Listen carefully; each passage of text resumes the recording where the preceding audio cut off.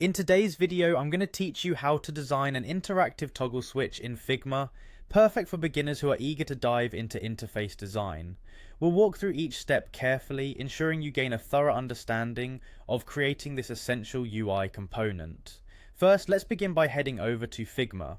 As you may know, Figma is a powerful collaborative tool that lets you craft user interfaces with ease and precision. Once you're on the Figma homepage, the next step is to log in. Just click on the login button to access your account. If you're new to Figma, you'll need to sign up first, but assuming you're already set up, we can move forward quickly. After logging in, you'll find yourself on Figma's home screen. This is where you can manage your projects and access shared files. To start designing, head over to the design section. This is the creative hub where all of the magic happens. Once you're there, we're ready to start designing our interactive toggle switch. The first element we need to create is the base for the toggle switch. This is the main structure that will contain the interactive elements. Think of it as the track on which your toggle will slide. Use the rectangle shape tool to create a simple, sleek base. Depending on your design preferences, you can adjust the size and color to fit your overall theme. Keep it simple, usability is key. Now let's create the circular knob, which makes the toggle interactive.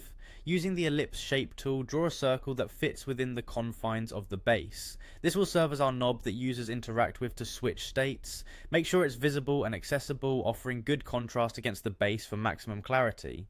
Next, we need to group both the base and the knob to create a cohesive toggle switch component.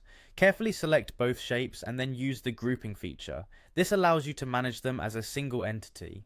After grouping, frame the entire component. Framing helps with organization, especially when working on complex designs, as it creates a unified component that can be moved or modified easily within your design. By following these steps, you will have crafted a functional and visually appealing toggle switch in Figma, ready to be incorporated into any project. This exercise not only enhances your design versatility, but also familiarizes you with Figma's robust tools.